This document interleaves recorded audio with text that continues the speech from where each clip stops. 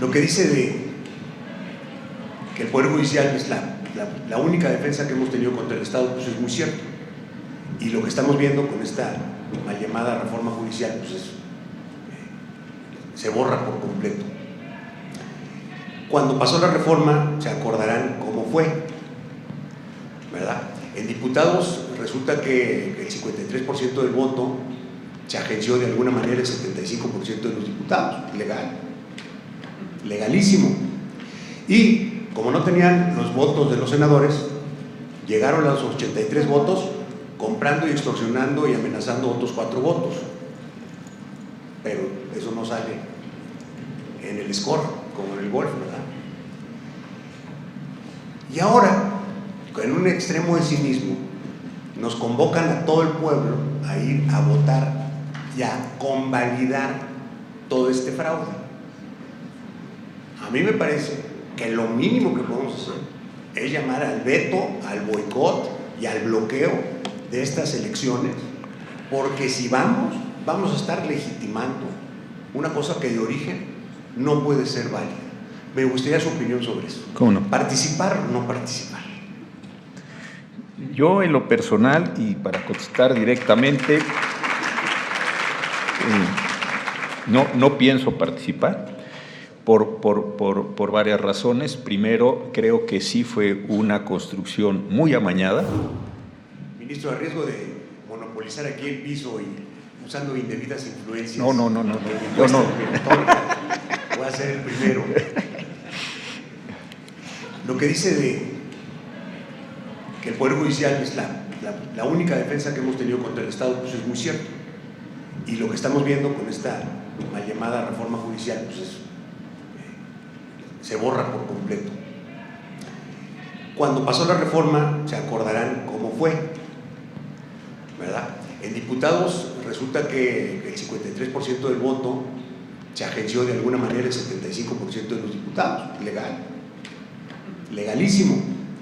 Y como no tenían los votos de los senadores, llegaron a los 83 votos comprando y extorsionando y amenazando otros 4 votos. Pero eso no sale en el score, como en el golf, ¿verdad? Y ahora, en un extremo de cinismo, nos convocan a todo el pueblo a ir a votar y a convalidar todo este fraude. A mí me parece que lo mínimo que podemos hacer es llamar al veto, al boicot y al bloqueo de estas elecciones, porque si vamos a estar legitimando una cosa que de origen no puede ser válida. Me gustaría su opinión sobre eso. ¿Cómo no? ¿Participar o no participar? Yo, en lo personal, y para contestar directamente, no pienso participar por varias razones. Primero, creo que sí fue una construcción muy amañada. Segundo, además de lo que usted dice sobre la poca defensa, los diputados, etcétera, me parece que hubo trampas enormes en la construcción. Una que voy a decir que a mí me parece de los actos más vergonzosos que he visto es que el Congreso de la Unión delegó en el Instituto Nacional Electoral la creación, mediante acuerdos, de todas las normas jurídicas que fueran necesarias para poder llevar a cabo la elección. Es decir, es un Congreso electo, soberano, todo lo que ustedes, los adjetivos que le quieran poner. Dijo, muy bien, para que esta elección funcione, te delego a ti una autoridad importantísima, sin duda, que es el Instituto Nacional Electoral, para que mediante acuerdos administrativos arregles todo esto. Esto me pareció de verdad increíble. Segundo, también me ha parecido que han tomado una serie de decisiones que han deformado toda la elección. Si uno ve, la Constitución dice que las elecciones serán por circuitos judiciales. Cuando se dieron cuenta lo que significaba una elección por circuitos judiciales, la fueron desgranando hacia distritos, hacia secciones. De final de cuentas, entonces ahí hay un fraude abierto a las posibilidades de elección. Tercero, como ustedes saben, va a ser la mitad de las casillas respecto a la elección anterior. Entonces, estamos hablando de muy pocas casillas para ahí.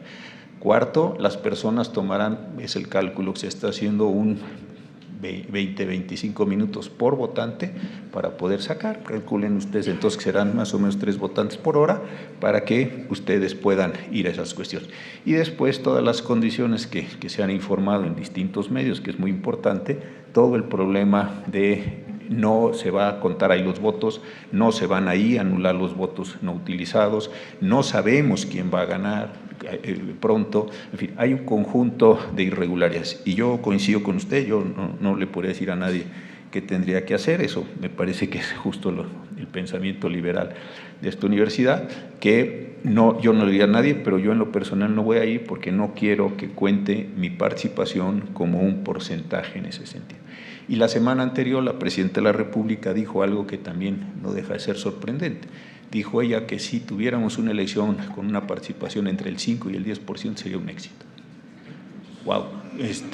Entonces pensemos lo que esto significa. Y eso me parece increíble, por una razón. Si ustedes se fijan, otra vez, lo que hacemos o lo que hacen los jueces, yo no soy juez, pero lo que hacen los jueces es realmente ejercer una enorme violencia a Estado. El legislador pone, el que comete el delito A o B, le tocarán tantos años de cárcel, le tocará esta multa, en fin, el legislador lo pone en términos abstractos. El que determina si el señor X o la señora Y cometió el delito y cuántos años de cárcel le corresponde es a un juez. Y esto es extraordinariamente violento. Yo creo que por eso los jueces necesitan tener una legitimidad, necesitan tener una prestancia, necesitan tener un conjunto de atributos que cuando la persona se vaya a la cárcel, se quede sin hijos, se quede sin casa, lo que le vaya a acontecer, tenga un nivel razonable de aceptación. ¿Qué pasa en una sociedad donde los jueces no tienen una legitimidad de origen y los jueces están ejerciendo esa violencia de Estado? Que usted lo decía muy bien con el término de la coacción en su discurso inicial. ¿Qué acontece cuando no tienen esa legitimidad, cuando no tienen esa prestancia? Me parece que es un problema que ni siquiera creo que se han dado cuenta.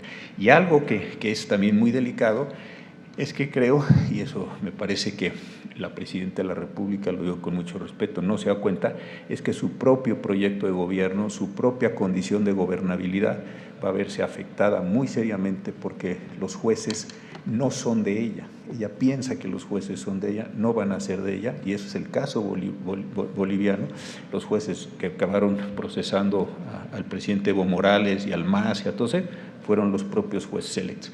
Yo creo que aquí hay un error, inclusive estratégico, si nos pudiéramos poner en sus zapatos por un momento, donde no va a tener control de esto, y sí me parece que la gobernabilidad general de su periodo, de su régimen, la va a tener muy, muy comprometida. Regresando a la pregunta, yo en lo personal no pienso participar.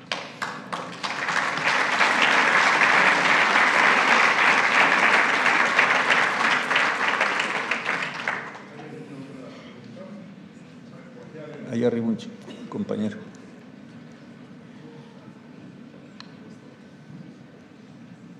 Gracias, ministro. Carlos Matienzo, creo que en su intervención da en un punto clave que no hemos discutido lo suficiente en México, que estamos viviendo una tensión de valores entre la democracia y el liberalismo, ¿no? Y por eso muchos cuando dicen es que está muriendo la democracia, pues a lo mejor lo que está muriendo es el liberalismo y la república particularmente. Y esta tensión, el populismo no surge, no genera la muerte del liberalismo, es tal vez una consecuencia de la crisis del liberalismo, ¿no? Y esta reforma es tal vez una consecuencia de una crisis más profunda que tenía el liberalismo, de una desconexión institucional con la población en la que está asentada el Estado mexicano y de la que por supuesto minó un movimiento como el movimiento de Morena. Por ejemplo, en la defensa del INE a veces olvidamos que también los órganos autónomos comenzaron a expandir demasiado su nivel de atribuciones e incluso decisiones que parecía que correspondían más a los legisladores, ¿no? Teníamos ya un tribunal electoral que, por ejemplo, modificaba los resultados, las listas plurinominales, incluso pues metiéndose con el proceso más puro de la democracia, que es la elección de nuestros representantes. Incluso se podría decir, algunas decisiones de la Corte fueron mucho más allá del proceso democrático, de discusiones muy profundas que el resto de la sociedad teníamos que tener. La pregunta concreta es entonces, ¿qué tenemos que ofrecer los liberales para resolver la crisis de representatividad y probablemente de identidad nacional que el propio diseño liberal tal vez genera en su afán de proteger al individuo del Estado? ¿cómo lo vamos a resolver los liberales sin que lo resuelvan ni los populismos de izquierda ni los neofascismos de derecha? Creo que es la respuesta que no hemos encontrado los propios liberales. Sí, a ver, el punto es muy interesante y muy inteligente. Yo creo que los liberales tienen que tener, es mi percepción, una distinción sobre el elemento de la democracia, porque si se confunde otra vez democracia y liberalismo, son dos figuras conceptualmente diferentes. Las dos son importantes, las dos son valiosas, las dos son útiles, pero conceptualmente sí son diferentes. Yo insisto, y la pregunta uno se puede plantear el problema con esta brevedad. ¿Un liberal acepta que la democracia resuelva lo que resuelva, apruebe lo que apruebe y se acate o no? La respuesta es: un liberal no lo puede aceptar, por la simple y sencilla razón de decir, bueno, todo eso está tomado en el ámbito de la democracia, pero hay un corazón, como decía el profesor Garzón Valdés, un núcleo esencial, un núcleo duro.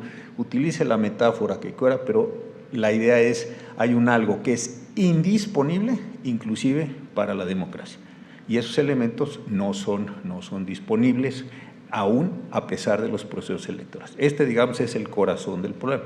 Quienes están en una condición democrática, en sentido contrario, no aceptarían esta tesis. Diría, la democracia puede tomar todas las decisiones y, como decía un viejo profesor austriaco, puede tener el privilegio, la democracia, de inclusive darse su sentencia de muerte. Vamos a decir, estos son los dos grandes valores. Entonces, si usted lo que pregunta, y por la pregunta que hace entiendo que lo entiende muy bien, es que los liberales no pueden ceder ese corazón de la discusión. Me parece que es el problema central, y no lo pueden ceder bajo la idea de la democracia. Entonces, si la democracia toma una decisión absurda, hay un elemento filosófico, un elemento humano, un elemento axiológico, ponga usted la definición que quiera para no meternos ahorita en esas discusiones, que no es disponible. Punto. Entonces, ¿qué ofrece el liberalismo? Ese corazón frente al poder público, que ese es el origen. El poder público no puede quitarme, no puede intervenir, no puede molestar. También ahí hay una cantidad enorme de verbos que se pueden utilizar respecto de ese corazón, de ese núcleo central de la disposición. Y ese me parece que es la teoría. Ahora, esto juega contra populismos, contra fascismos, contra marxismos. ¿Por qué? Porque muchos de estos pensamientos lo que acaban teniendo es una teoría o una conceptualización colectivista. Pueden tener muchos nombres, clase social, el nombre que usted quiera, pero la idea colectivista es el sujeto individual se tiene que subordinar al pensamiento colectivo, porque el pensamiento colectivo es más que el sujeto individual. Digamos, esa es la filosofía central de esto. Puede tener una forma leninista, o puede tener una forma maoísta, o puede tener una forma fascista, porque acepciones hay de todo eso, pero en el fondo es el sujeto queda subordinado a todo el proceso de colectivización y se tiene que agregar, y cuando la mayoría manda, el sujeto acata. Y entonces le puede decir, como en la China de Mao, vamos a hacer un experimento agrícola, o pues cualquiera de las cosas que hemos visto de atrocidades tremendas en esto. Algunos tienen fe religiosa en esos procesos, otros no, otros tienen una teleología así fundamental, variedades hay de todo eso. Pero me parece que el núcleo central de estos, ahí sí creo que el valor liberal es decir, estos elementos no son disponibles ni en la democracia, ni en la colectivización, ni en ninguno de estos efectos. Yo creo que esa es la oferta concreta. Y ahí sí entonces usted y los liberales tienen una opción, un abanico de posibilidades de oposición a los distintos elementos. Oiga, que esto es de izquierdas y entonces es un pueblo bueno, que esto es de una condición religiosa y es alcanzar todos un reino celestial para quienes tienen fe religiosa. Ahí caben muchas cosas, pero al final de cuentas sí, el sujeto no es disponible. Y en una frase que es muy importante para los liberales, los sujetos no se instrumentalizan. Los sujetos son fines en sí mismos, tienen proyectos de vida propios, están garantizados o pretenden estar garantizados por un orden jurídico, y desde ese punto de vista es como se satisfacen esas cuestiones. Esa es la respuesta que le podría dar.